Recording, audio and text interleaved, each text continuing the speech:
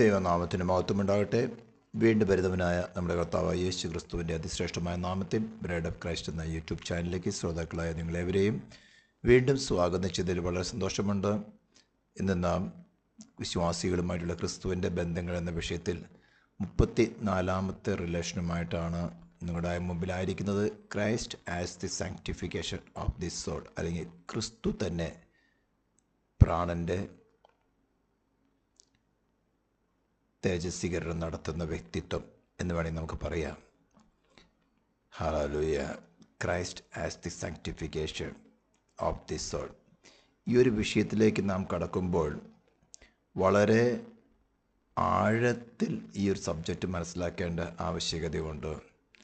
അനേക നാളുകളെടുത്ത് ഈ ഒരു പ്രോസസ്സ് നമ്മളിൽ നടക്കേണ്ടതാണ്.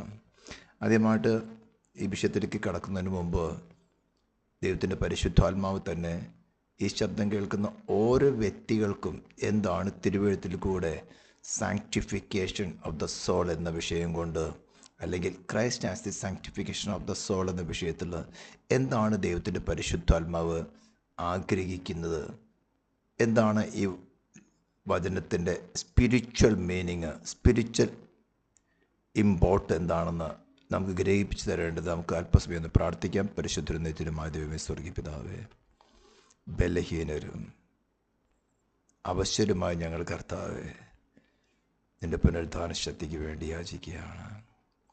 പരിശുദ്ധാത്മാവ് ദൈവമേ, ഈ ശബ്ദം കേൾക്കുന്ന ഓരോ വ്യക്തികളിലും പുത്രനെ വെളിപ്പെടുത്തി, പുനരുദ്ധാന ശക്തി തന്നെ വെളിപ്പെടുത്തി തേജസ്വീകരണം എന്തെന്ന് അവർക്ക് ഗ്രഹിപ്പിച്ചു കൊടുക്കുമാറാകണമെന്ന് പ്രാർത്ഥിക്കുന്നു.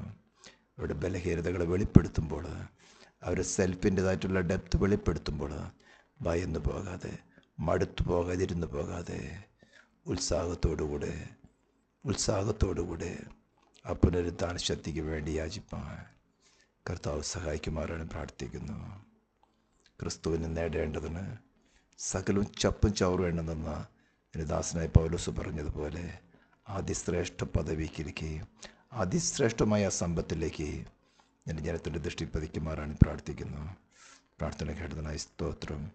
യേശു ക്രിസ്തുവിൻ്റെ നാമത്തിൽ തന്നെ ആമേൻ.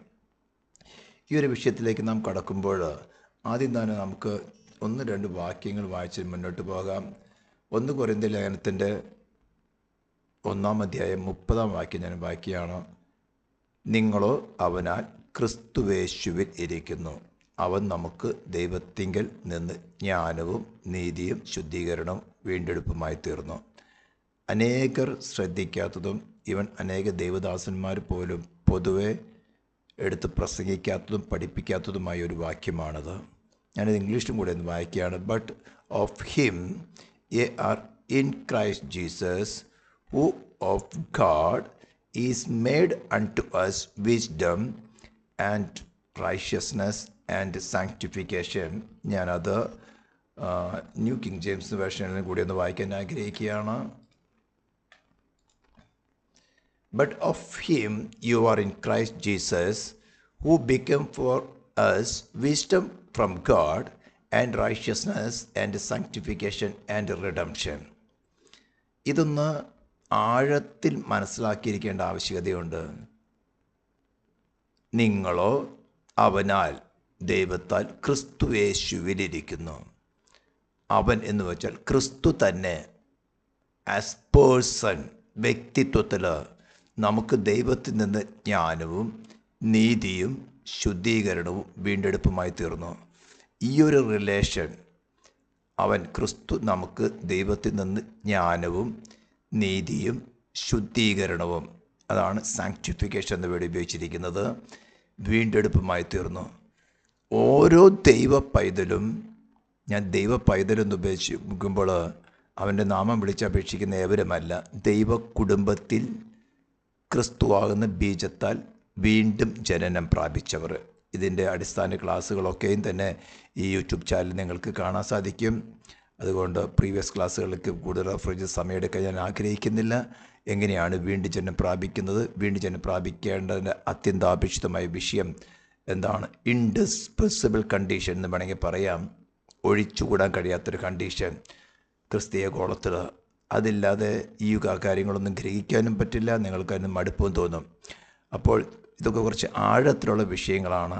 അതുകൊണ്ട് വളരെ പ്രാർത്ഥനയോടും മുൻവിധികളൊക്കെ മാറ്റിവെച്ചുകൊണ്ട് വളരെ പ്രാർത്ഥനയോടുകൂടെ കർത്താവേ, ഇതാണ് ഇതിൻ്റെ ആഴമെങ്കിൽ ഈ പ്രവൃത്തി എന്നിൽ നടക്കട്ടെ എന്നുള്ള പ്രാർത്ഥനയോടുകൂടെ നമുക്കായിരിക്കാം. അപ്പോൾ ക്രിസ്തു തന്നെ ഇൻ പേഴ്സൺ വ്യക്തിത്വമായിട്ട് നമ്മുടെ ജ്ഞാനവും നമ്മുടെ നീതിയും നമ്മുടെ ശുദ്ധീകരണവും നമ്മുടെ വീണ്ടെടുപ്പുമായി തീർന്നു. ഇവിടെ ജ്ഞാനം, നീതി, ശുദ്ധീകരണം, വീണ്ടെടുപ്പ്, അല്ലെങ്കിൽ wisdom from God, the righteousness, the sanctification and the redemption. ഇങ്ങനെ 4 കാര്യങ്ങളാണ് ഇവിടെ ഡീൽ ചെയ്തിരിക്കുന്നത്. ഞാൻ അതിനകത്ത് sanctification, Christ as the sanctification of the soul എന്ന സബ്ജക്റ്റ് മാത്രമേ ഇപ്പോൾ പറയാൻ ആഗ്രഹിക്കുന്നുള്ളൂ. എന്നാൽ ഈ സബ്ജക്റ്റ്, ഇതിൻ്റെ ഗൗരവം എത്രമാത്രം വലുതാണ് എന്ന് മനസ്സിലാക്കാത്തത് കൊണ്ട് വളരെയധികം വിശ്വാസഗോളത്തിൽ, പെന്തിക്കോസ്ത് ഗോളത്തിൽ തന്നെ വളരെയധികം പേരും ഇത് നമ്മുടെ സഹകരണം കൂടാതെ, അല്ലെങ്കിൽ നമ്മുടെ കൺസെൻറ്റ് കൂടാതെ കർത്താവ്, ദൈവത്തിൻ്റെ പരിശുദ്ധാത്മാവ് നമ്മളെ അത് ചെയ്തെടുക്കുന്ന ഒരു ചിന്താഗതിയിലാണ് ഇരിക്കുന്നത്. അതിന് അനുബന്ധമായിട്ടൊരു വാക്യമുണ്ട്. 1 കൊരിന്ത്യർ ലേഖനം 6-ാം അധ്യായത്തിൻ്റെ 11-ാം വാക്യം നാം വായിക്കുകയാണെങ്കിൽ, എങ്കിലും നിങ്ങൾ കർത്താവായ യേശു ക്രിസ്തുവിൻ്റെ നാമത്തിലും നമ്മുടെ ദൈവത്തിൻ്റെ ആത്മാവിനാലും നിങ്ങളെ തന്നെ കഴുകി ശുദ്ധീകരണവും നീതീകരണവും പ്രാപിച്ചിരിക്കുന്നു എന്ന് പാസ്റ്റ് ടെൻസിൽ വായിക്കുമ്പോൾ അനേകർ കരുതിയിരിക്കുന്നത് യേശുവിനെ കർത്താവായി രക്ഷിതവുമായി സ്വീകരിക്കുന്ന ആ മൂമെൻറ്റിൽ നിങ്ങളെ തന്നെ കഴുകി ശുദ്ധീകരണവും നീതീകരണവും പ്രാപിച്ചിരിക്കുന്നു. But you are washed, but you are sanctified, but you were justified in the name of the Lord Jesus and by the Spirit of our God. ഇവിടെ നമ്മുടേതായ സഹകരണം ഉള്ളതായിട്ട്, അല്ലെങ്കിൽ നമ്മുടേതൊക്കെ ഒരു ഡ്യൂട്ടി ഇനത്തുള്ളതിനെക്കുറിച്ച് അധികം പേർക്ക് അറിയുന്നില്ല. ആരും തന്നെ, വളരെ കുറച്ച് പേരും, അത് വിരലിലെണ്ണാവുന്ന ചില ദേവദാസന്മാർ മാത്രം ഈ ഒരു സബ്ജക്റ്റ് പഠിപ്പിക്കുന്നത് ഞാൻ കേട്ടിട്ടുള്ളൂ. ഒരു കാര്യം മനസ്സിലാക്കണം, ക്രിസ്തുവിനെ കൂടാതെ നാം വീണ്ടും ജനനം പ്രാപിക്കുന്ന സമയത്ത് നമ്മുടെ ശരീരത്തിനോ നമ്മുടെ പ്രാണനോ ആത്മാവിൻ്റെയോ കൺസ്ട്രക്ഷനിൽ, അല്ലെങ്കിൽ അതിൻ്റെ കോൺസ്റ്റിറ്റ്യൂഷനിൽ യാതൊരു വിധത്തിലുള്ള ചേഞ്ചുകൾ നടക്കുന്നില്ല. അനേകർക്കൊരു തെറ്റിദ്ധാരണയുണ്ട്. പുതിയ സൃഷ്ടി, ഒരു ക്രിസ്തുവിലായാൽ അവൻ പുതിയ സൃഷ്ടിയാകുന്നു എന്ന് പറയുമ്പോൾ എന്തോ നമ്മുടെ ശരീരത്തിലോ പ്രാണനിലോ ആത്മാവിലും എന്തോ വ്യതിയാനങ്ങൾ, അതിൻ്റെ കോൺസ്റ്റിറ്റ്യൂഷൻ വ്യതിയാനങ്ങൾ സംഭവിക്കുന്നുണ്ട്. അത് ഞാൻ വിശദീകരിക്കാം. പക്ഷേ അതിൻ്റെ നിർമ്മാണത്തിൽ, മലയാളത്തിൽ പറയുകയാണെങ്കിൽ അതിൻ്റെ നിർമ്മാണത്തിന് യാതൊരു വിധത്തിലുള്ള ഭേദഗതിയും സംഭവിക്കുന്നില്ല. ഏദൻ തോട്ടത്തിൽ ആ മൺകൂടാരത്തിൽ ജീവശ്വാസം, ദൈവത്തിൽ നിന്നുള്ള ജീവശ്വാസം കടന്നു വന്നപ്പോൾ അത് ജീവനുള്ള ദേഹിയായി തീർന്നു. ദൈവം എത്രമാത്രം വിശുദ്ധനായിരിക്കുന്നുവോ, ദൈവം നിത്യനായിരിക്കുന്നത് പോലെ വിശുദ്ധനായിട്ടും നിത്യനുമായിട്ടുമായിരുന്നു ഒന്നാം മനുഷ്യനായി ആദാമിനെ സൃഷ്ടിച്ചിരുന്നത്. എന്നാൽ ആ മനുഷ്യൻ തിന്നരുതെന്ന് കൽപ്പിച്ച വൃക്ഷഫലം തിന്നപ്പോൾ അവൻ്റെ ശരീരത്തിനോ അവൻ്റെ പ്രാണനോ ആത്മാവിനോ അതിൻ്റെ കോൺസ്റ്റിറ്റ്യൂഷന്, അതിൻ്റെ നിർമ്മാണത്തിന് യാതൊരു വ്യതിയാനം സംഭവിച്ചില്ല. പക്ഷേ അവൻ്റെ ഫ്രീ വില്ല്, അവന് നൽകപ്പെട്ടിരുന്ന ആ സ്വതന്ത്ര മനസ്സുകൊണ്ട് അവൻ മനഃപൂർവ്വമായിട്ടായിരുന്നു ദൈവത്തിൻ്റെ കൽപ്പന ലംഘിച്ചതും, വൃക്ഷഫലം തിന്നാൽ കണ്ണു തുറന്ന് നന്മതന്മകളെക്കുറിച്ച് തിരിച്ചറിഞ്ഞുകൊണ്ട് ദൈവത്തെപ്പോലെ ആകാമെന്നുള്ള മോഹം ഗർഭം ധരിച്ച് പാപത്തെ പ്രസവിക്കുന്നത്. ഇതിന് ജസ്റ്റ് ഓപ്പോസിറ്റ് ഒരു കാര്യമാണ് നമ്മളിൽ നടക്കേണ്ടത്. ഒന്നാം മനുഷ്യനായ ആദാം വിശുദ്ധൻ എന്ന് എണ്ണപ്പെട്ടുന്ന സ്ഥാനത്തു നിന്ന്, കാരണം അവനെ വിശുദ്ധനായ ദൈവം തന്നെയാണ് തൻ്റെ സ്വരൂപത്തിന് സാദൃശ്യം സൃഷ്ടിച്ചത്. അപ്പോൾ ആ വിശുദ്ധൻ എന്ന അവസ്ഥയിൽ നിന്നും അശുദ്ധൻ എന്ന് എണ്ണി ദൈവത്തിൻ്റെ തോട്ടമായ ഏദനിൽ നിന്ന് അവനെ പുറത്താക്കി തിരികെ ജീവവൃക്ഷത്തിലേക്ക് കൈനീട്ടാതിരിക്കത്തക്കവണ്ണം ദൈവം കെരൂബിനെ തിരിയുന്ന ജ്വാലയുള്ള വാളിനാൽ അവിടെ കാവൽ നിർത്തി. അപ്പോൾ ആ വിശുദ്ധനായ ആദാമിനെ അശുദ്ധൻ എന്ന് എണ്ണുവാൻ കാരണമായി തീർന്നത് ഡിസ്ഒബീഡിയൻസ് ആയിരുന്നു, അനുസരണക്കേടായിരുന്നു. അതേ മനുഷ്യനോടാണ് ദൈവം പറയുന്നത്, ഞാൻ വിശുദ്ധനായിരിക്കുന്നത് പോലെ നിങ്ങൾ വിശുദ്ധരായി തീരുവിൻ. വിശുദ്ധി അല്ലെങ്കിൽ ഹോളിനെസ് എന്ന് പറയുന്നത് ഒബീഡിയൻസിൽ നിന്ന് ഉളവാകുന്നതാണ്. വിശുദ്ധനായിരുന്ന ആദാം അശുദ്ധനായി തീരാനുള്ള കാരണം ഡിസ്ഒബീഡിയൻസ് ആയിരുന്നുവെങ്കിൽ ഡിസോബീഡിയൻസിൻ്റെ ചിൽഡ്രൻസ് അല്ലെങ്കിൽ ചിൽഡ്രൻ ഓഫ് ഡിസോബീഡിയൻസ് അല്ലെങ്കിൽ അനുസരണക്കേടിൻ്റെ മക്കൾക്ക് തിരികെ വിശുദ്ധനായി തീരണമെങ്കിൽ നമ്മുടെ സോളിലോ നമ്മുടെ ആത്മാവിലോ നമ്മുടെ ശരീരത്തിൻ്റെയോ കൺസ്ട്രക്ഷനിൽ അല്ലെങ്കിൽ നിർമ്മാണത്തിൽ യാതൊരുവിധ കോൺസ്റ്റിറ്റ്യൂഷണൽ ചേഞ്ചുകൾ നടക്കുന്നില്ല. നമ്മുടെ ഫ്രീ വില്ല് നാം പാപത്തിന് അടിമകളാക്കി സമർപ്പിച്ചത് അതേ കഴിവ് കൊണ്ട് നമ്മുടെ സോളിനെ അല്ലെങ്കിൽ നമ്മുടെ ആന്തരിക അവയവങ്ങളെ ഇൻറ്റേർണൽ ഫാക്കാലിറ്റീനെ ദൈവത്തിന് അനുസരണമുള്ളവരാക്കി തീർക്കുക. അത് നമ്മൾ റോമാലേഖനം 6-ാം അധ്യായത്തിൽ നമുക്ക് വായിക്കാൻ സാധിക്കും. 6-ാം അധ്യായത്തിൻ്റെ 18-ാം വാക്യമാണെന്ന് തോന്നുന്നു. റോമാലേഖനം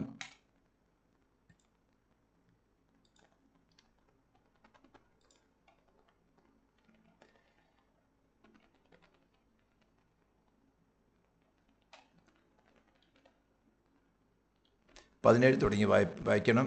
17, 16 തുടങ്ങി വായിക്കാം. നിങ്ങൾ ദാസന്മാരായി അനുസരിപ്പാൻ നിങ്ങളെ തന്നെ സമർപ്പിക്കുകയും നിങ്ങൾ അനുസരിച്ച് പോരുകയും ചെയ്യുന്നവന് ദാസന്മാർ ആകുന്നു എന്നറിയുന്നില്ലയോ? ഒന്നുകിൽ മരണത്തിനായി പാപത്തിൻ്റെ ദാസന്മാർ, അല്ലെങ്കിൽ നീതിക്കായി അനുസരണത്തിൻ്റെ ദാസന്മാർ തന്നെ.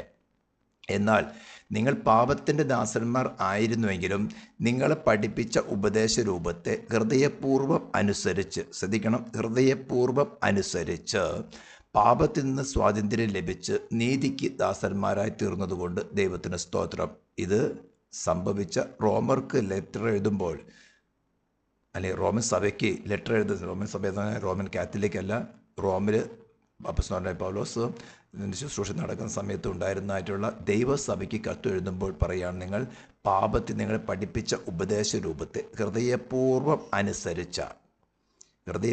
അനുസരിച്ച് പാപത്തിൽ നിന്ന് സ്വാതന്ത്ര്യം ലഭിച്ച് നീതിക്ക് ദാസന്മാരായി തീർന്നു. അതുകൊണ്ട് ദൈവത്തിന് സ്തോത്രം. അപ്പോൾ ഇവിടെ ഈ വാക്കുകൊണ്ട് ഉദ്ദേശിക്കുന്നത് സാങ്ക്ടിഫിക്കേഷൻ, അല്ലെങ്കിൽ ക്രിസ്തു നമ്മുടെ തേജസ്വീകരണം. ക്രിസ്തു ആസ് പേഴ്സൺ, വ്യക്തിത്വമായിട്ട് നമ്മളിൽ വസിച്ചുകൊണ്ട് നമ്മളെ ദൈവത്തിന് വേണ്ടി വേർതിരിക്കുക. Set apart for God. Sanctify ചെയ്യുക എന്ന് പറഞ്ഞാൽ പഴയ നിയമത്തിൽ നാം വായിച്ച വസ്തുക്കളെ ദൈവത്തിന് വേണ്ടി, ദൈവത്തിൻ്റെ വിശുദ്ധ ഉപയോഗങ്ങൾക്ക് വേണ്ടിയിട്ട് വേർതിരിക്കാറുണ്ട്. ലേവ്യ ഗോത്രത്തെ ദൈവം തൻ്റെ പ്രവൃത്തിക്ക് വേണ്ടി വേർതിരിച്ചു.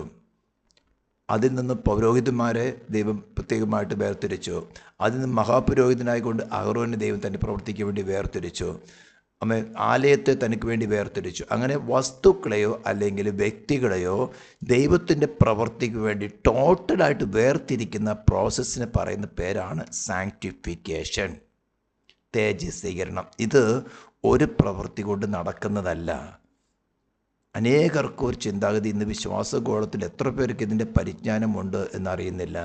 അതുകൊണ്ട് തന്നെ ഞാൻ ഈ റിലേഷൻസ് ഓഫ് ക്രൈസ്റ്റ് ബിലീവേഴ്സ് എന്ന ഈ എപ്പിസോഡുകൾ അധികം ആരും അത്ര ശ്രദ്ധയോടെ അല്ലെങ്കിൽ അത്രയും ഏകാഗ്രതയോടെ കാണുകയും അതിന് വില കൽപ്പിക്കുന്നുണ്ടെന്ന് എനിക്ക് തോന്നുന്നില്ല. അതിൻ്റെ പുസ്തകങ്ങൾ തന്നെ ഫ്രീ ആയിട്ട് പ്രിൻ്റ് ചെയ്ത് കർത്താവിൻ്റെ ആത്മാവിനാൽ ഗൈഡ് ചെയ്യപ്പെട്ട് അതിനു വേണ്ടിയ സാമ്പത്തിക ആവശ്യകതകളൊക്കെ തന്നെ കർത്താവ് ഒരുക്കി ഫ്രീ ആയിട്ട് കൊടുത്തിട്ടും എത്ര പേര് വായിക്കുന്നുണ്ടെന്നുള്ളതും അത് തൻ്റെ ജീവിതത്തിലേക്ക് അഡോപ്റ്റ് ചെയ്യാൻ തക്കവണ്ണം പരിശ്രമിക്കുന്നുണ്ടെന്നും ദൈവത്തിനും ആ വ്യക്തികൾക്ക് തന്നെ അറിയാം. എന്നാൽ ഇത് സത്യമാണ്. എൻ്റെ വ്യക്തിപരമായ ജീവിതത്തിൽ ഞാൻ അനുഭവത്തിൽ കൂടെ വന്നിട്ടാണ് ഞാനിത് നിങ്ങളോട് പറയുന്നത്. വ്യർത്ഥമായിട്ട് ഒരു തിയറി സ്ഥാപിക്കുകയല്ല. ദൈവവചനത്തിൽ നമുക്ക് അനേക തിയറികളെ സ്ഥാപിക്കാൻ സാധിക്കും. ഇത് തിയറി കൊണ്ടൊന്നും നമ്മുടെ രക്ഷ നടക്കുകയില്ല. ഞാൻ ഇതിലേക്ക് കടക്കുന്നതിന് മുമ്പ് ഇത് കുറച്ച് സീരിയസ് ആയിരിക്കുന്ന ഒരു സബ്ജക്റ്റ് ആയതുകൊണ്ട് എന്താണ് ദ ലോ ഓഫ് ഗാഡ്? നമുക്ക് ന്യായപ്രമാണം എന്നൊക്കെ നാം കേട്ടിട്ടുണ്ട്, അല്ലെങ്കിൽ സുവിശേഷമെന്ന് നാം കേട്ടിട്ടുണ്ട്. കർത്താവ് തന്നെ പറഞ്ഞു, ഞാൻ നിങ്ങളോട് കൽപ്പിച്ചതൊക്കെ പ്രമാണിച്ച് നടക്കാൻ തക്കൊണ്ട് ഉപദേശിച്ചുകൊണ്ട് സകലജാതികളെ ശിഷ്യരാക്കുക. എന്താണ് നാം അനുസരിക്കേണ്ടത് എന്നതിനെ കുറിച്ചൊരു വ്യക്തമായിട്ടുള്ള കാഴ്ചപ്പാട് വിശ്വാസികളിൽ പലർക്കും ഇല്ലെന്നാണ് എൻ്റെ അറിവ്. സ്തോത്രം. അതുകൊണ്ട് കുറച്ച് പോയിന്റുകൾ ഞാൻ അത്യാവശ്യമായിട്ട് വിശ്വാസികൾ എന്ന് പറഞ്ഞാൽ ദൈവത്തിൻ്റെ പാദപീഠത്തിൽ ദൈവ കുടുംബത്തിൽ ജനിച്ച് പുത്രനോട് അനുരൂപരായി തീരുവാൻ തക്കവണ്ണം മുന്നോട്ട് വിശ്വാസത്താൽ യാത്ര ചെയ്തുകൊണ്ടിരിക്കുന്നവരെ കുറിച്ചാണ് ഇതൊക്കെ പറയുന്നത്. ലോകത്തിലെ ലോകാശ്രയങ്ങളിൽ ആയിരിക്കുന്നവരെ കുറിച്ചല്ല പറയുന്നത്. അതുകൊണ്ട് വളരെ ശ്രദ്ധാപൂർവം ഇതിൻ്റെ ആഴം, ഇതിൻ്റെ ഇമ്പോർട്ടൻസ് എന്താണെന്ന് വളരെ മനസ്സിലാക്കിയാൽ മാത്രമേ നമുക്ക് ക്രിസ്തുവിനെ നമ്മുടെ സാങ്ക്ടിഫിക്കേഷനായിട്ട് ഹൃദയത്തിൽ വാഴുവാൻ സ്വീകരിക്കാൻ പറ്റുകയുള്ളൂ. അതിന് ഒന്നാമത്തെ പോയിന്റ് ഞാൻ പറഞ്ഞു, what is implied in entire obedience to the law of God. നിങ്ങൾക്കറിയാൻ സാധിക്കും ദൈവത്തിൻ്റെ ലോയെ അതിന് പൂർണ്ണ അനുസരണത്തിലേക്ക് വരേണ്ട ആവശ്യകത എന്താണ്, അതുകൊണ്ട് എന്താണ് ഉദ്ദേശിക്കുന്നത്. ഞാൻ വീണ്ടും പറയുന്നു, വിശുദ്ധനായിരുന്ന ആദാമൻ അശുദ്ധൻ എന്നെണ്ണിയത് അവൻ്റെ അനുസരണക്കേടായിരുന്നു. അവന് തിരിച്ച് ആ പ്രീവിയസ് സ്റ്റേജിലേക്ക് വരണമെങ്കിൽ ഫുൾ ഒബീഡിയൻസിലേക്ക് വന്നേ പറ്റുകയുള്ളൂ. 99.999% പോരാ, 100% വന്നേ ഒക്കെയുള്ളൂ. സ്തോത്രം. Nothing is acceptable to God as a condition of justification and of consequent salvation but a repentance that implies a return to full obedience to the law of God. നമ്മുടെ justification നടക്കുമെന്ന് പറയുന്നത്, final justification എന്ന് പറഞ്ഞാൽ നാം ഈ ശരീരത്തിൽ നിന്ന് പ്രാണനും ആത്മാവും വേർപ്പെടുന്നതിന് മുമ്പേ നടക്കേണ്ട ഒരു സംഭവമാണ്. അത് നടന്ന് നാം ദൈവത്തിൻ്റെ സിംഹാസനത്തിൻ്റെ മുമ്പിൽ നിൽക്കുമ്പോൾ ദൈവം നമ്മെക്കുറിച്ച് പറയണം, ഇവൻ എനിക്ക് വേണ്ടി വേർതിരിക്കപ്പെട്ടവനാണ്, ഇവൻ എന്നോട് കൂടെ നിൽപ്പാൻ യോഗ്യനാണ്. അപ്പോഴാണ് രക്ഷിക്കപ്പെട്ടു എന്ന് നമുക്ക് പറയാൻ സാധിക്കുകയുള്ളൂ. ഇന്ന് യേശുവിനെ കർത്താവായിട്ടും രക്ഷിതമായിട്ട് സ്വീകരിച്ചു കഴിയുമ്പോൾ നാം പറയുന്നത് രക്ഷിക്കപ്പെട്ടു, സ്നാനപ്പെട്ടു. ഇതൊരു പഴഞ്ചൊല്ലായി തീർന്നിരിക്കുകയാണ്. രക്ഷയുടെ 3 ഘടകങ്ങളുണ്ട്. ഒന്ന്, നമ്മുടെ കഴിഞ്ഞകാല പാപത്തിൻ്റെ ശിക്ഷയിൽ നിന്നുള്ള മോചനം. അത് കർത്താവ് യേശു ക്രിസ്തുവിൽ വിശ്വസിക്കുന്ന മുമ്പിൽ നടക്കുന്നു. ക്രിസ്തുവിൽ വസിക്കുന്നിടത്തോളം ക്രിസ്തുവിനാൽ നമ്മുടെ പാപത്തിൻ്റെ ശിക്ഷകളെ മറക്കുകയാണ് ചെയ്യുന്നത്. പിന്നെ നമുക്ക് രക്ഷയ്ക്കൊരു വളർച്ചയുണ്ട്. അതിൻ്റെ ഫൈനലാണ് നടക്കുന്നതാണ് ജസ്റ്റിഫിക്കേഷൻ എന്ന് പറയുന്നത്.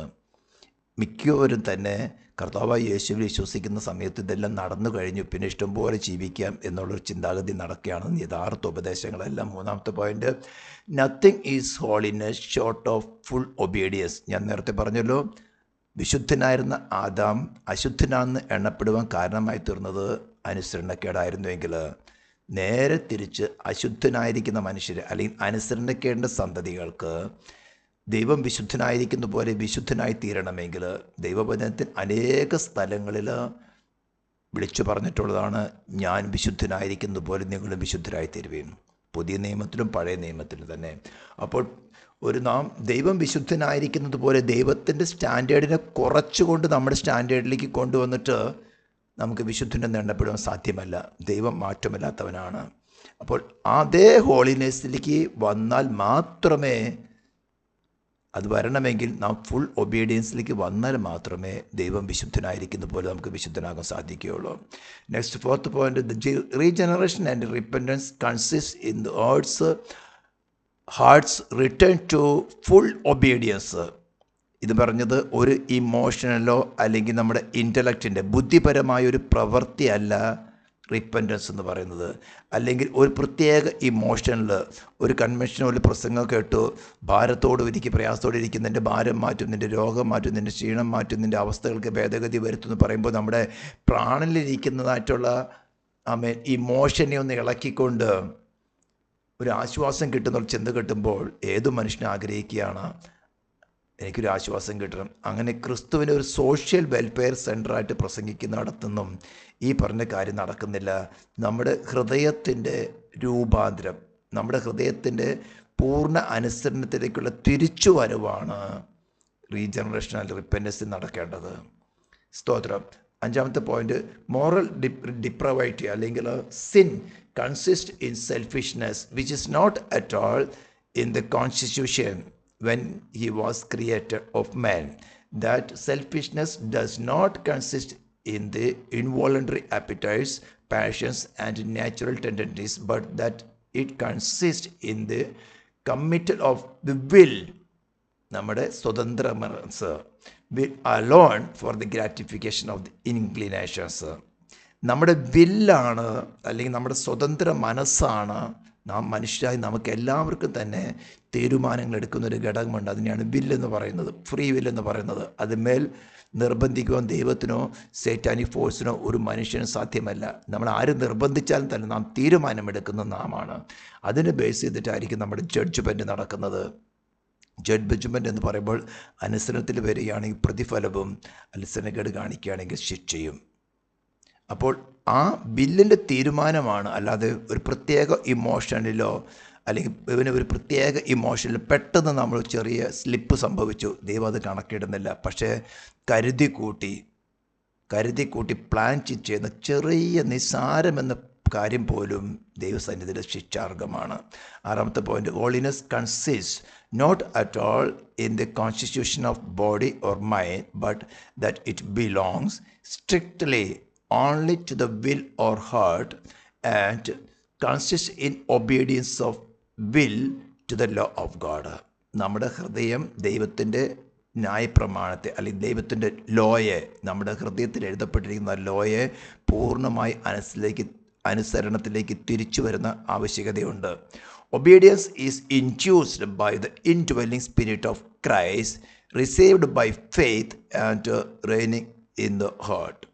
ഇത് നമുക്ക് അറിയണമെങ്കിൽ ഫിലിപ്പിൻ ലേഖനത്തിൽ മാത്രം ഒരു വാക്യം എടുത്ത് വായിച്ചാലും മതി. നമുക്കറിയാൻ സാധിക്കും, ഫിലിപ്പിൻ ലേഖനം 2-ാം അധ്യായത്തിൻ്റെ 14-ാം വാക്യമാണ്. ഫിലിപ്പൈൻസ് ചാപ്റ്റർ 2 14 ഞാൻ വായിക്കുകയാണ്. 13 കൂടി ചേർത്ത് വായിക്കാം.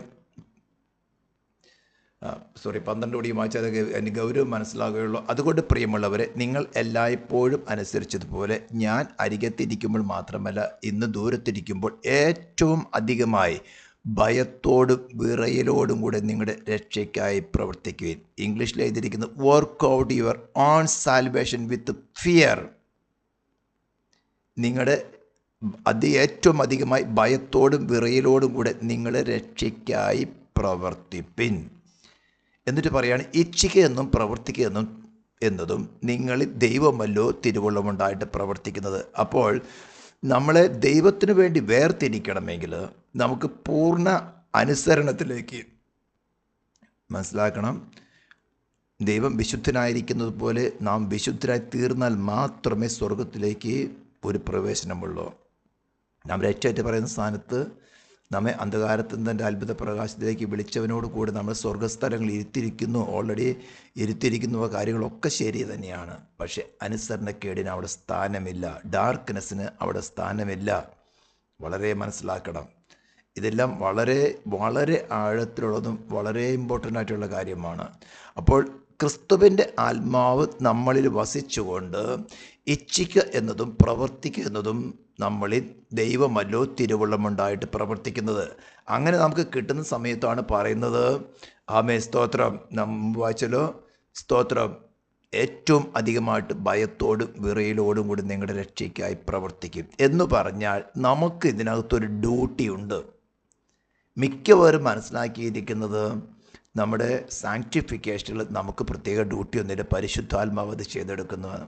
നോ, പരിശുദ്ധാത്മാവിൻ്റെ ഡ്യൂട്ടിയെക്കുറിച്ച് കൊണ്ട് കഴിഞ്ഞ ഒരു എപ്പിസോഡിൽ ഞാൻ വളരെ വ്യക്തമായിട്ട് വിവരിക്കേണ്ടായിരുന്നു. യോഹന്നാൻ എഴുതിയ സുവിശേഷം 14-ാം അധ്യായത്തിൻ്റെ 16-ാം വാക്യം, 26-ാം വാക്യം, 15-ാം അധ്യായത്തിൻ്റെ 26-ാം വാക്യം, 16-ാം അധ്യായത്തിൻ്റെ 8-ാം വാക്യം, 13-ാം വാക്യം, ഇതെല്ലാം ചേർത്ത് വായിക്കുമ്പോൾ പരിശുദ്ധാത്മാവിൻ്റെ ഓഫീസ് എന്ന് പറഞ്ഞാൽ ഒരു വ്യക്തി കടന്നു വന്ന് അവന് പാപത്തെക്കുറിച്ച്, നീതിയെക്കുറിച്ച്, ന്യായവിധിയെക്കുറിച്ച് ബോധം വരുത്തി അതിന് പരിഹാരകനായിട്ടുള്ള അവന് വേണ്ടി പ്രായശ്ചിത്തമായി തന്ന ക്രിസ്തുവിനെ വെളിപ്പെടുത്തി ക്രൂശിനെ തന്നെ, ക്രൂശ് എന്ന് പറഞ്ഞാൽ ആ യാഗപീഠത്തെ അവന് പകരമായിട്ട് അവൻ പോയി വെന്തെരിയേണ്ട സ്ഥാനത്ത് ആ യാഗപീഠത്തിൽ കത്തിക്കൊണ്ടിരിക്കുന്ന തീ കാണിക്കുന്നത് ദൈവത്തിൻ്റെ ക്രോധാഗ്നി തൻ്റെ പുത്രന്മേൽ ചൊരിഞ്ഞതാണ്.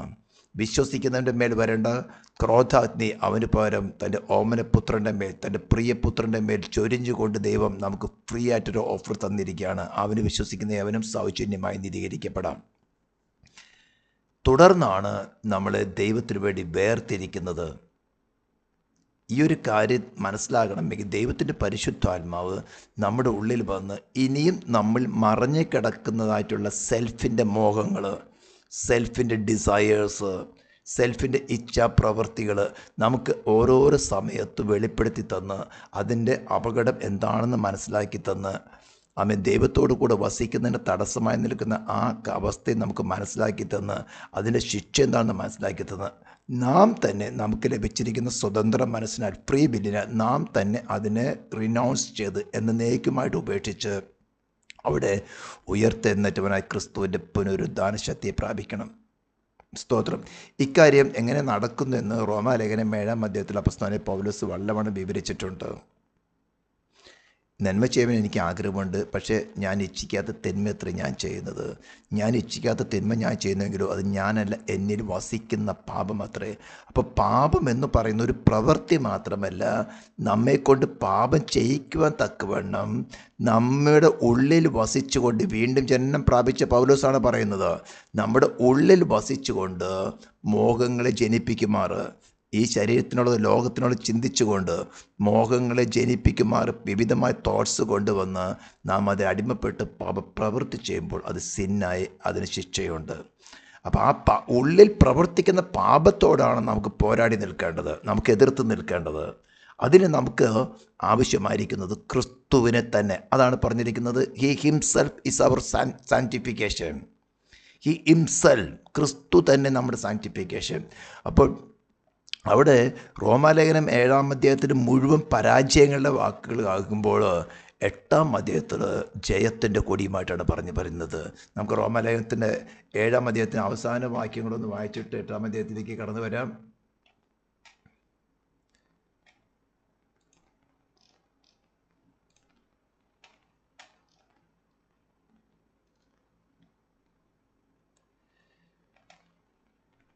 പത്തൊമ്പതാം വാക്യത്തോടെ ഞാൻ വായിക്കുന്നു, ഞാൻ ഇച്ഛിക്കുന്ന നന്മ ചെയ്യുന്നില്ലല്ലോ, ഇച്ഛിക്കാത്ത തിന്മ അത്രയും പ്രവർത്തിക്കുന്നത്. ഞാൻ ഇച്ഛിക്കാത്തതിന് ചെയ്യുന്നുവെങ്കിലോ അതിനെ പ്രവർത്തിക്കുന്നത് ഞാനല്ല, എന്നിൽ വസിക്കുന്ന പാപം അത്രേ. അങ്ങനെ നന്മ ചെയ്യുവാൻ ഇച്ഛിക്കുന്ന ഞാൻ തിന്മ എൻ്റെ പക്കലുണ്ടെന്നൊരു പ്രമാണം കാണുന്നു. ഉള്ളം കൊണ്ട് ഞാൻ ദൈവത്തിൻ്റെ ന്യായപ്രമാണത്തിൽ രസിക്കുന്നു, എങ്കിലും എൻ്റെ ബുദ്ധിയുടെ പ്രമാണത്തോട് പോരാടുന്ന വേറൊരു പ്രമാണം ഞാൻ എൻ്റെ അവയവങ്ങളിൽ കാണുന്നു. അത് എൻ്റെ അവയവങ്ങളിലുള്ള പാപപ്രമാണത്തിന് എന്നെ ബദ്ധനാക്കി കളയുന്നു. അയ്യോ, ഞാൻ അരിഷ്ട മനുഷ്യൻ, ഈ മരണത്തിന് അധീനമായ ശരീരത്തിൽ നിന്ന് എന്നെ ആർ വിടുവിക്കും എന്ന് പറഞ്ഞുകൊണ്ട് ഒരു പരാജയത്തിൻ്റെ, അല്ലെങ്കിൽ മനുഷ്യ അല്ലെങ്കിൽ അവൻ്റെ ഉള്ളിലിരിക്കുന്നതായിട്ടുള്ള ആ പാപത്തിൻ്റെ പ്രവൃത്തി ഒരു പരാജയത്തിൻ്റെ അവസാനത്തിൽ കൊണ്ട് നിർത്തുമ്പോൾ 8-ാം അധ്യായം 1-ാം വാക്യം ജയത്തിൻ്റെ ഒരു വാക്യമായിട്ടുമാണ് കടന്നു വരുന്നത്. അതുകൊണ്ട് ഇപ്പോൾ ക്രിസ്തുവേശുവിലുള്ളവർക്ക് ഒരു ശിക്ഷാവധിയുമില്ല. അപ്പോൾ 7-ാം അധ്യായത്തിൻ്റെ അവസാനത്തിൽ ഈ മരണകരമായ ശരീരത്തിൽ നിന്ന് ആർ വിടുവിക്കും എന്ന് പറഞ്ഞുകൊണ്ട് ആകുലനായി അയ്യോ ഞാൻ അരിഷ്ട മനുഷ്യമെന്ന് അയ്യം വിളിക്കുമ്പോൾ 8-ാം അധ്യായത്തിൽ ക്രിസ്തുവേശുവിലുള്ള രക്ഷ അനുഭവിച്ചവനെ പൗലോസ് പറയുകയാണ്, ക്രിസ്തുവിൽ വസിക്കുന്നവർക്ക്, അതുകൊണ്ട് ഇപ്പോൾ ക്രിസ്തുവേശുവിലുള്ളവർക്ക് ഒരു ശിക്ഷാവിധിയുമില്ല. ആമേൻ, സ്തോത്രം. ജീവൻ്റെ ആത്മാവിൻ്റെ പ്രമാണം എനിക്ക് പാപത്തിൻ്റെയും മരണത്തിൻ്റെയും പ്രമാണത്തിൽ നിന്ന് ക്രിസ്തുവേശുവിൽ സ്വാതന്ത്ര്യം വരുത്തിയിരിക്കുന്നു. ജഡത്താലുള്ള ബലഹീനത നിമിത്തം ന്യായപ്രമാണത്തിന് കഴിയാഞ്ഞതിന് സാധിപ്പാൻ ദൈവം തൻ്റെ പുത്രനെ പാപജഡത്തിൻ്റെ സാദൃശ്യത്തിനും പാപനിമിത്തം അയച്ചു. പാപത്തിന് ജഡത്തിൽ ശിക്ഷ വിധിച്ചു. ജഡത്തെയല്ല ആത്മാവിനെ അത്രേ അനുസരിച്ച് നടക്കുന്ന നമ്മിൽ ന്യായപ്രമാണത്തിൻ്റെ നീതി വൃത്തിയാകേണ്ടത് തന്നെ. അവിടെ ശ്രദ്ധിക്കണം, ജഡത്തെയല്ല, നമ്മിൽ തന്നെ വസിക്കുന്ന ദൈവത്തോട് ശത്രുത്വമുള്ളതും ദൈവത്തിൻ്റെ ന്യായപ്രമാണത്തിന് കീഴ്പ്പെടാത്തതുമായ ജഡത്തെയല്ല, ആത്മാവിനെ അത്രേ അനുസരിച്ച്. ഇതാണ് പറഞ്ഞിരിക്കുന്നത്, he himself is our sanctification. അപ്പോൾ ക്രിസ്തുവിൻ്റെ ആത്മാവ് നമ്മുടെ ഉള്ളിൽ വസിച്ചുകൊണ്ട് ഇച്ഛിക്കുമെന്നും പ്രവർത്തിക്കുമെന്നുള്ള ഇൻറ്റ്യൂഷൻസ്, പ്രേരണ നമ്മുടെ ഉള്ളിൽ തന്ന് നാം അതിനെ അനുസരിച്ചുകൊണ്ടിരിക്കുമ്പോൾ ഘട്ടം ഘട്ടമായിട്ട് സ്റ്റെപ്പ് ബൈ സ്റ്റെപ്പായിട്ട് കൃപ പകർന്നുകൊണ്ട് നമ്മെ അവനെപ്പോലെ അതേ പ്രതിമയാക്കി രൂപാന്തരപ്പെടുത്തും. അപ്പോൾ നമ്മുടെ സിൻഫുൾ നേച്ചറിൽ ഈവൻ നാം വീണ്ടും ജനം പ്രാപിച്ചാൽ തന്നെ നമ്മുടെ ഉള്ളിലുള്ള ജഡം, അത് നമ്മളെ ഫ്ലഷ് ദൈവത്തോട് ശത്രുത്വമുള്ളതുമാണ്, ദൈവത്തിൻ്റെ ന്യായപ്രമാണത്തിന് കീഴ്പ്പെടാത്തതുമാണ്. അതിനാൽ അതേ സമയത്ത് ക്രിസ്തുവിൻ്റെ ആത്മാവ് നമ്മുടെ ഉള്ളിൽ വസിച്ചുകൊണ്ട് നമ്മെ ഇച്ഛിക്കുകയെന്ന് പ്രവർത്തിക്കുന്നുള്ള പ്രേരണ തന്ന് നമ്മെ ദൈവത്തിന് വേണ്ടി വേർതിരിക്കുന്ന സ്റ്റെപ്പായിട്ട് വേർതിരിക്കുന്ന പ്രോസസ്സിനെ പറയുന്ന പേരാണ് സാങ്ക്ടിഫിക്കേഷൻ. അപ്പോൾ ഇതിൻ്റെ ഇത്രയും ഗൗരവം നിങ്ങൾക്ക് മനസ്സിലാകുമ്പോൾ നിങ്ങളുടെ ബുദ്ധിക്ക് തന്നെ നിരക്കാവുന്ന ഒരു സംഭവമാണ് ക്രിസ്തുവിനെ കൂടാതെ. കാരണം ക്രിസ്തു മരണത്തോളം, ക്രൂശിലെ മരണത്തോളം തന്നെ അനുസരണമുള്ളവനാണ്. നാം ദൈവത്തോട് അടുക്കുന്നത് നമ്മളിൽ ജഡമുള്ളത് കൊണ്ട് നാം ദൈവത്തോട് അടുക്കുന്ന ഒക്കെയും തന്നെ നമ്മുടെ ജഡത്തിൻ്റെ, നമ്മുടെ സെൽഫിൻ്റെ ഗ്രാറ്റിഫിക്കേഷന് വേണ്ടിയാണ്. നമ്മുടെ പ്രാർത്ഥനകളാകട്ടെ, നമ്മുടെ ഉപവാസങ്ങളാകട്ടെ, വചന വായനയാകട്ടെ, നമുക്ക് സ്വർഗത്തിൽ പോകണം. അത് നമ്മുടെ സെൽഫിൻ്റെ ഒരു വേറെ മാനിഫെസ്റ്റേഷനാണ്. പൂർണ്ണ അനുസരണത്തിലേക്ക് വരാൻ ആഗ്രഹമില്ല. അപ്പോൾ ദൈവത്തിൻ്റെ ഭരണകൂടം, ദൈവനീതി എപ്പോഴും നാം ദൈവത്തോട് അടുക്കുമ്പോഴും നമ്മെ ഓർമ്മിപ്പിച്ചുകൊണ്ടേയിരിക്കുകയുള്ളൂ. നീ എൻ്റെ അടുത്ത് വരുന്നത് നിൻ്റെ സെൽഫിൻ്റെ ഗ്രാറ്റിഫിക്കേഷന് വേണ്ടി മാത്രമാണ്. നിനക്ക് പൂർണ്ണ അനുസരണത്തിലേക്ക് വരുവാൻ താല്പര്യമില്ല എന്ന് നാം പറയും. പക്ഷെ കാര്യത്തോടെ നടക്കുമ്പോൾ വേറെ വിധനായി തീരും. അവിടെയാണ് ക്രിസ്തു നമുക്ക് ഓഫർ തരുന്നത്. നീ എന്നെ നിൻ്റെ ഹൃദയത്തിൽ വാഴുവാൻ സ്വീകരിച്ചാൽ ഞാൻ നിൻ്റെ ഹൃദയത്തിൽ വസിച്ചുകൊണ്ട് ഞാൻ മരണത്തോളം ക്രൂശിലെ മരണത്തോളം തന്നെ അനുസരണമുള്ളവനായിരുന്നതുപോലെ നിന്നെ ഞാൻ പൂർണ്ണ അനുസരണത്തിലേക്ക് കൊണ്ടുവരാം. ഈ പറയുന്ന പ്രോസസ്സിന് പറയുന്ന പേരാണ് സാങ്ക്ടിഫിക്കേഷൻ. അവിടെയാണ് നാം 1 കൊറിന്ത്യൻസ് നാം വായിച്ചത്. 1 കൊറിന്ത്യൻസ് 1-ാം അധ്യായത്തിൻ്റെ 30-ാം വാക്യം നാം വായിച്ചത്.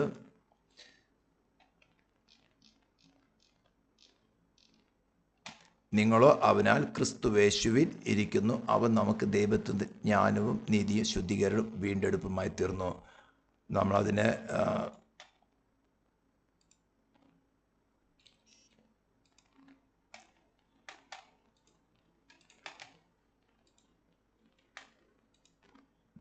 ന്യൂ കിങ് ജെയിംസ് വേർഷനിൽ വായിക്കുകയാണെങ്കിൽ, but of him you are in Christ Jesus who become for us wisdom from God and righteousness and sanctification. ക്രിസ്തു തന്നെ നമ്മുടെ തേജസ്വീകരണം. ഇത് വ്യക്തിപരമായി നിങ്ങളുടെ സോളിൽ അനുഭവിച്ചറിയാത്തിടത്തോളം നമ്മുടെ ഫൈനൽ ജസ്റ്റിഫിക്കേഷനും അതിനോട് ചേർന്ന് നമ്മുടെ എറ്റേണൽ സാൽവേഷൻ നടക്കണമെങ്കിൽ ശ്രദ്ധിച്ചു മനസ്സിലാക്കണം. നമ്മുടെ ഫൈനൽ ജസ്റ്റിഫിക്കേഷനും അതിനോട് അനുപാതികമായിട്ടുള്ള നമ്മുടെ എറ്റേണൽ സാൽവേഷൻ നടക്കണമെങ്കിൽ, നമ്മുടെ ഫൈനൽ സാൽവേഷൻ നടക്കണമെങ്കിൽ നമ്മളിൽ ക്രിസ്തു സാങ്ക്ടിഫിക്കേഷനായിട്ട് നമ്മൾ പ്രവർത്തിച്ചേ മതിയാകുകയുള്ളൂ. മറ്റൊരു വിധത്തിൽ നമുക്ക് പൂർണ്ണ അനുസരണത്തിലേക്ക് വരുവാനോ ദൈവം വിശുദ്ധനായിരിക്കുന്ന പോലെ വിശുദ്ധനായി തീരുവാനോ സാധ്യമല്ല. നമ്മുടെ വിശ്വാസത്തിൻ്റെ പ്രവൃത്തികൾ കൊണ്ടോ ന്യായപ്രമാണത്തിൻ്റെ പ്രവൃത്തികൾ കൊണ്ടോ നല്ല പ്രവൃത്തികൾ കൊണ്ടോ ഒന്നിനാലും സാധ്യമല്ല. ഒരു ചെറിയ ചെറിയ കാര്യങ്ങളൊക്കെ വേണം നാം ചെയ്തു നോക്കാം. പക്ഷേ അതിൻ്റെ പുറകിലൊക്കെയും ആഴത്തിലേക്ക് നോക്കിയാൽ സെൽഫ് ഇൻട്രസ്റ്റ് കാണും. നിങ്ങൾക്ക് ഏത് മനുഷ്യരെയും ഏത് രാഷ്ട്രീയത്തിലോ പൊതുപ്രവർത്തകர்களോ ഉള്ളതൊക്കെ എടുത്ത് നോക്കിക്കോ, അതിൻ്റെ പുറകിലൊക്കെയും സെൽഫ് മോട്ടിഫിക്കേഷൻ കാണും. പക്ഷേ ഇതൊന്നുകൊണ്ട് ദൈവത്തിൻ്റെ മുമ്പിൽ നടക്കുകയില്ല. Full obedience to the law of God അത് നമ്മൾ നടത്തിയെടുക്കണമെങ്കിലോ ക്രിസ്തു തന്നെ നമ്മളിൽ വസിച്ചുകൊണ്ട് ഇച്ഛിക്കുകയൊന്നും പ്രവർത്തിക്കുകയൊന്നും നമുക്ക് തരുന്ന പ്രേരണകൾ നാം അനുസരണത്തിലേക്ക് വന്നേ പറ്റുള്ളൂ. നമുക്ക് വലിയൊരു ഡ്യൂട്ടിയുണ്ട്. അതുകൊണ്ടാണ് ഫിലിപ്പിയർ ലേഖനത്തിൽ പൗലോസ് വളരെ ഷാർപ്പായിട്ട് വാൺ ചെയ്തത്, ഭയത്തോടും വിറയലോടും കൂടെ നിങ്ങളുടെ രക്ഷയ്ക്കായി പ്രവർത്തിപ്പിൻ. ദൈവമായ കർത്താവ് ഈ വചനങ്ങൾ നിങ്ങളെ ശക്തീകരിക്കട്ടെ. ക്രിസ്തു തന്നെ നിങ്ങളുടെ തേജസ്വീകരണമായി നിങ്ങളുടെ സോളി വെളിപ്പെടട്ടെ എന്നുള്ള പ്രാർത്ഥനയോടുകൂടി നമുക്ക് ഈ എപ്പിസോഡിൽ വിരമിക്കാം, പ്രാർത്ഥിക്കാം. പരിശുദ്ധ നെറ്റിനുമായി ദൈവമേ സ്വർഗീയ പിതാവേ തിരുനാമത്തെ വാഴ്ത്തുന്നു.